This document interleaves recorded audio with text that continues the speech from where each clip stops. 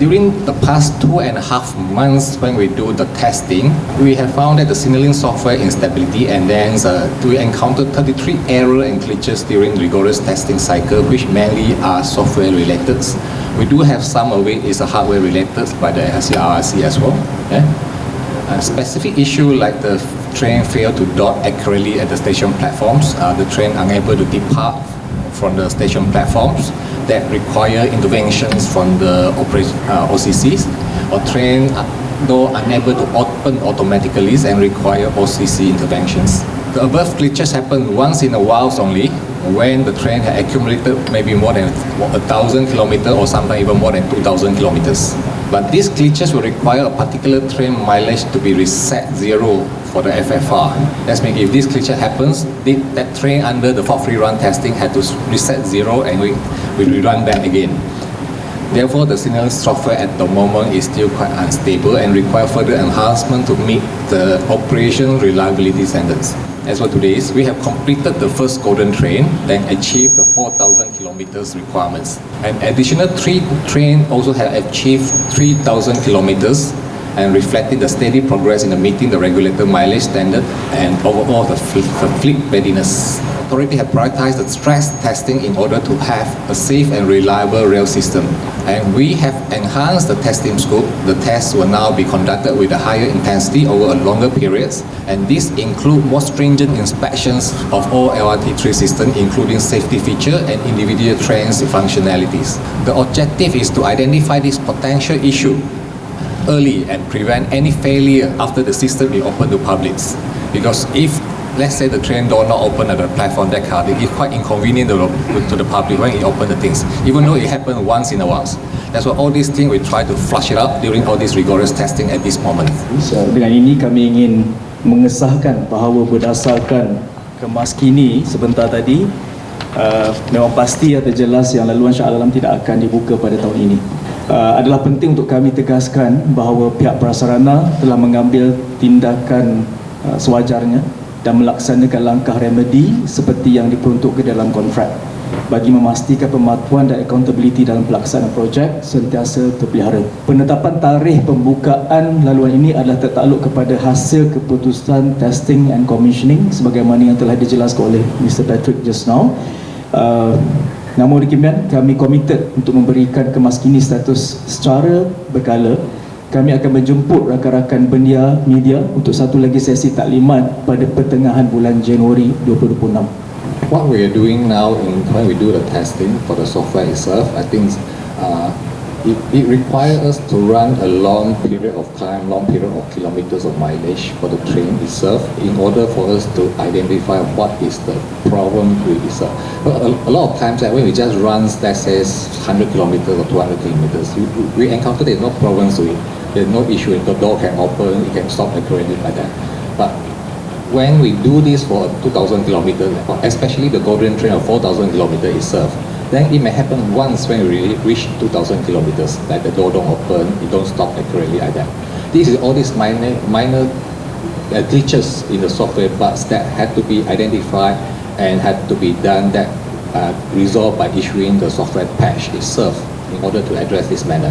But without running the train to this extensive testing, we're not able to identify this problem, because when it should happen like the door open, then we will have the train data log itself to analyze that what really went wrong over here. Why only this occasion it happens, but most of the time it don't happen at all. And this is data is being collected throughout this period of time. And I think at this stage, like we say that we have successfully completed the golden train of 4,000 kilometers. That means a lot of these issues have been resolved, but now we may still have 1 or 2 coming in, and we believe we are at the right track to get all this resolved and to get all this teething problem, teething issue of the software to be resolved as well. Of course, we have a full commitments, full support from the Siemens, from our CRRC as well, in order to help us to achieve all this. Who is actually responsible for the much delayed LRT train out of all of these involved parties, and would it eventually increase the cost of the construction of the LRT? I can answer on the second part in terms of the cost, since this turnkey project, so it's actually fixed cost. So on our side, as Prasarana, there won't be any additional cost. Okay, boleh jelaskan semua tak tentang yang FMR tu? Setakat ni golden train ada complete 4,000 km kan. So bagaimana dengan the rest of the train and berapa banyak train yang undergo testing FMR tu? Dan ada timeline tak kalau ikutkan jangkaan selepas ni kan in Malaysia tu bila sebenarnya ada yang dapat. In total, we have 22 train sets to go through all the FFR, the fault free run test, and we had, like I say, we have achieved the golden train 4,000. We achieved another 3 sets for 3,000, and we still have a balance 18 set to go that is currently ongoing on the running to accumulate the mileage. That each individual train is run independently, and then all the things have to address it accordingly. At the moment, it's still ongoing. We are expecting and at the same time try to resolve with the rigorous testing according. We hopefully that by end of January we should be completing all the train set of the FFR testing. So adakah tadi kan ada pertengahan Januari akan adakan lagi sidang media. Adakah 33 isu tadi ni cuba diselesaikan sebelum pertengahan Januari kalau dapat confirmation? As per today, 33 that we identified at the last 2.5 months. That 33, in fact, we have a solution to that already. Most of it have been resolved, and the software patch been done. But after every software we have been resolved by the software patch, we still need to continue to do the testing to monitor whether the solutions the patcher is served is reliable or not. And that is the process we are doing now. Okay? And at the moment, on record, all these 33 whether we have resolved it, and there is a solution to that have been addressed as well. But we still need to go through that rigorous testing to prove that our solution, our patcher, it works. As Patrick mentioned just now, based on our initial target, based on everything goes well as per timeline. So normally we have dedicated or kind of like a timeline for every stage. So this is also referring to our previous project like MRT Prajaya Kajang Line. So based on that, I think it's actually consistent with the initial target. So, but it's just that because of all these glitches that discovered during the FFR, of which we did not initially anticipate.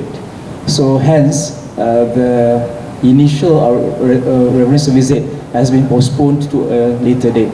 So it's not considered as not inconsistent or inconsistent because we have been updating Minister on weekly basis on the status of the project. Yeah.